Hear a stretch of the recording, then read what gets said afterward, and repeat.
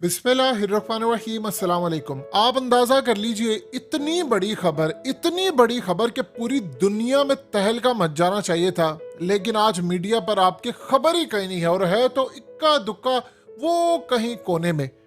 सूरत हाल ये पैदा हुई है कि पाकिस्तान की तारीख के सबसे पॉपुलर लीडर, मुल्क के साबिक वजीर आजम, पार्लियामेंट में लार्जेस्ट पार्टी के चेयरमैन और दो सूबों में हुकूमतें रखने वाली पार्टी के चेयरमैन इमरान खान के ऊपर जिस शख्स का हमला हुआ था, उस शख्स का पॉलीग्राफिक टेस्ट आया है और सारे का सारा टोटली जो भी उसने गुफ्तगू की मुलजिम नवीद ने, वो सारी झूठी साबित हुई।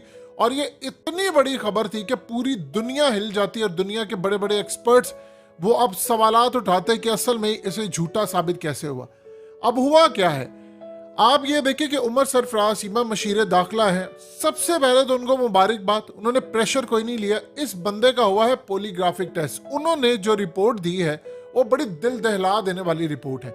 इन्होंने काम ये किया है कि मुलजिम नवीद को बिठाया, उस पर सारी लाई डिटेक्टर जितनी मशीन्स थी वो लगाई, पॉलीग्राफिक टेस्ट हुआ। ये जो पॉलीग्राफिक टेस्ट होता है, इसमें आप दिल की धड़कन को ऑब्जर्व करते हैं। आप ये देखते हैं कि जब किसी से सवाल पूछा जाता है तो जब वो झूठ बोल रहा है, वो पैनिक की सिचुएशन है, वो क्या है, वो सारा कुछ मॉनिटर होता है। दिल की धड़कन हो, ब्लड प्रेशर हो, आपकी स्किन एक्टिविटीज हो, और हाई लेवल के आपके बॉडी लैंग्वेज एक्सपर्ट्स बैठे होते हैं जो आपकी एक एक गुफ्तगू को मॉनिटर करते हैं। इससे आपका पता चल जाता है कि आप सच बोले कि झूठ। ये बिल्कुल एग्जैक्टली इसी तरह हुआ कि जब अभिनंदन पाकिस्तान था तो अभिनंदन की बहुत सारी वीडियोस बनाई गई थी जो खुफिया थी, अनइंटेंशनली भी बनाई गई थी, तो उसको पता नहीं था। अब जब भारत में वो गया तो अभिनंदन को जाकर लाई डिटेक्टिंग मशीन लगाई गई, उससे पूछा गया, ये भी पूछा गया तुम पाकिस्तान क्या क्या बताकर आए हो। जब सारा कुछ उन्होंने चेक कर लिया तो उन्होंने कहा कि ये तो सारा कुछ वहां पर बताकर है। तमाम चीजें जो उन्होंने पूछी वो करेक्ट साबित हुई। उनके खदशात थे कि यहाँ पर उसने बहुत कुछ उगल दिया है कि अगर हम यहाँ पर उससे ये बुलवाने की कोशिश करेंगे कि तुम ये बयान दो कि फौज ने या उन्होंने जबरदस्ती तुमसे दिलवाया है, तो उनके पास ऐसी वीडियोस भी थी अभिनंदन की, ये गुफ्तगू कर रहे इसको पता नहीं है, तो वो रिलीज हो जाएंगी। एग्जैक्टली यही पैटर्न यहाँ पर हुआ। यानी आपसे जब सच पूछा जाता है और आप उसके बदले में झूठ बोलते हैं, तो जो लाई डिटेक्टिंग मशीन है ये असल में काम ये करती है कि आपने, मिसाल के तौर पर आपसे किसी ने पूछा आपका नाम क्या है, आपने बता दिया नाम है मेरा ये वो, तो आपने जब नाम बताया तो आप अगर जब सच होता है तो बिल्कुल नॉर्मल वे में बताते हैं। जब आप झूठ बोलते हैं तो आप कहानी करते हैं तो आपकी तमाम एक्टिविटीज जो होती हैं वो अब नॉर्मल हो जाती हैं, डिफरेंट होती हैं, वो एक सीक्वेंस में नहीं होती, वो मैच नहीं करी होती। अब ये जो मुलजिम नवीद ने कहानी सुनाई थी कि जी मैं यहां से गया, मैंने वो इमरान खान को देखा, अजान हो रही थी, वो डेक चला रहे थे, वो भी सारी गलत हो गई, सारी चीजें, वो टोटली सब कुछ जी मुझे किसी ने मोटिवेट नहीं किया था, अपनी मर्जी से आया, वो सारा झूठ साबित हुआ।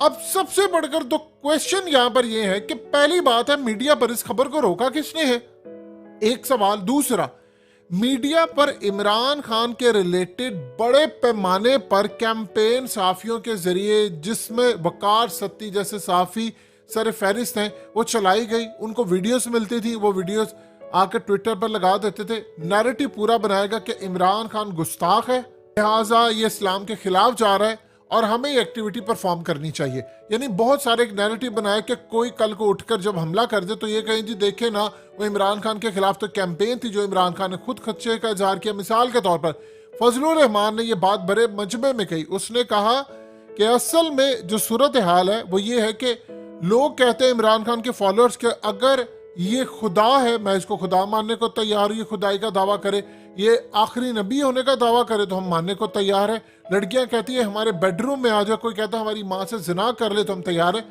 किसी पीटीआई के बंदे ने आज तक ऐसा बयान नहीं दिया। ये टोटली ये इतना बड़ा ब्लंडर था कि इन्होंने इमरान खान की जान लेने की कोशिश की। और हाल ही में शहबाज शरीफ ने जब कहा कि जी वो जो घड़ियां बेची गई थी इमरान खान को तोशा खाना, हम तो पहले उसने कहा नामूस रिसालत पर जान देने के लिए तैयार है। उसने फिर साथ ही कहा, उसे कहा कि जो घड़ियां बेची गई हैं ये देखिए ना, खाना काबा की तस्वीर थी ऊपर और सारा कुछ था और ये बेच दी गई। आप इमेजिन करें मस्जिद नबी में बैठकर नून लीग वाले जज अरशद मलिक को करोड़ों की रिश्वत दे रहे थे, हुसैन नवाज। तो आप अंदाजा कर सकते हैं ये कितने गंदे पलीत लोग हैं।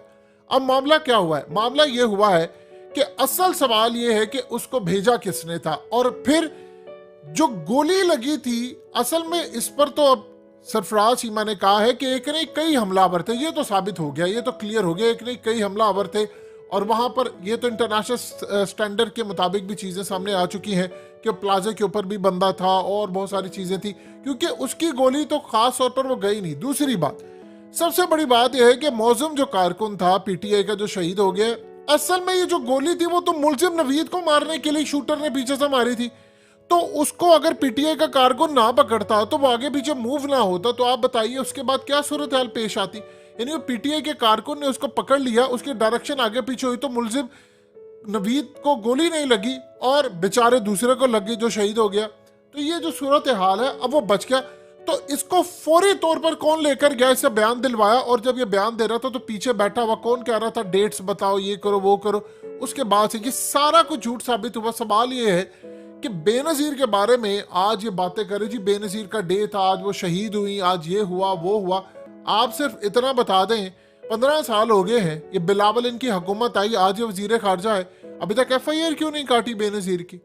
और बेनजीर के कत्ल के मामले के ऊपर क्या सूरत हाल पेश है? कोई बात नहीं हुई, चुप करके सारे के सारे अपने मामला रखे हुए हैं, क्योंकि सबने डील मार लिया। और ये बड़ा आसान होता है, जी फलाने ने कर दिया, ये कर दिया। अब जो कहानी सामने आई है उसमें बड़े पैमाने पर झोल नजर आ रहे हैं। ये मुलजिम नवीद की कहानी तो सारी झूठी साबित होगी। अब ये पता करें कि आया कहां से था, और सबसे बढ़कर एफआईआर उधर क्यों नहीं कटी थी, उसको लेकर कोई आगे क्यों चला गया था। ये सारे का सारा मामला गुजरात में क्या हुआ, उस वक्त परवेज लाई के हाथ से चीजें क्यों निकल गई। अब ये सारी की सारी जो चीजें हैं वो मीडिया पर डिस्कस ही नहीं हो पा रही, मीडिया उनको देख ही नहीं रहा। मुलजिम नवीद का सारा बयान टोटली झूठ फेक साबित हुआ। अब इस सूरत हाल में अगर हम इसकी बैकग्राउंड में जाएंगे, देखिए इसके मोहल्ले वाले कहते हैं इसने कभी नमाज नहीं पढ़ी। अब ये बंदा आम लोगों को लगता है कि ये बंदा एम को पागल सा उठकर आ गया, ये ऐसा नहीं है, बड़ा वेल ट्रेंड बंदा है। और ऐसे ही लोग आते हैं आगे, वेल ट्रेंड है, अदाकार है, जिससे अदाकारी ठीक नहीं हो रही। जाहिर सी बात है, आपने पूरा एक नैरेटिव बिल्ड किया, इमरान खान के खिलाफ जाने के लिए प्लान हुआ, खेल सारे का सारा सामने आया, और अब उसके बाद वो भी कहानी झूठी साबित हुई। लेकिन आप जरा हैरान कुन मामला ये है कि मीडिया के ऊपर तूफान होता है, लेकिन वो सारे का सारा तूफान इस वक्त थमा हुआ है। ना कोई सहाफी ट्वीट कर रहा है, ना कोई बंदा गुफ्तगू कर रहा है। होना तो ये चाहिए, इस पर लाइव प्रोग्राम्स होते हैं, मुल्क का साबिक वजीर आज़म है, उस पर बातचीत होती। अब सवाल ये पैदा होता है कि इसकी बैकग्राउंड में क्यों नहीं जाया जा रहा है, ये कहाँ था, किसने किया ये सारा काम, किसने इसको इस्तेमाल किया। ये बात तो इमरान खान क्लियरली कह चुके कि हमलावर कई थे, वो जो बाकी थे वो कहां पर गए। देखिए पूरी जगह पर सीसीटीवी कैमरे लगे होते हैं, आप इसको ट्रेस कर सकते हैं ये बंदा आया कहां से था। इसकी सारी एक्टिविटीज, पूरे शहरों में कैमरे लगे हैं, और वो जो बिल्डिंग्स में थे वो कहां पर गए, वो क्या मामला हुआ।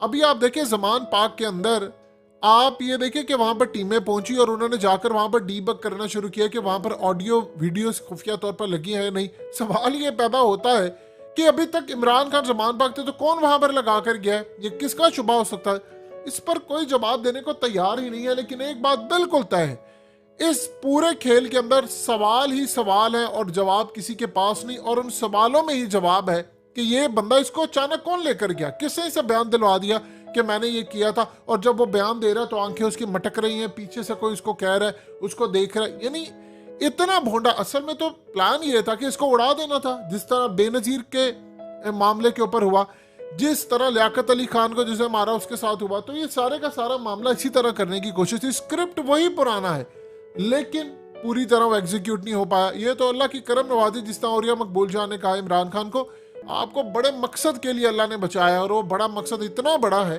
कि आप सोच भी नहीं सकते।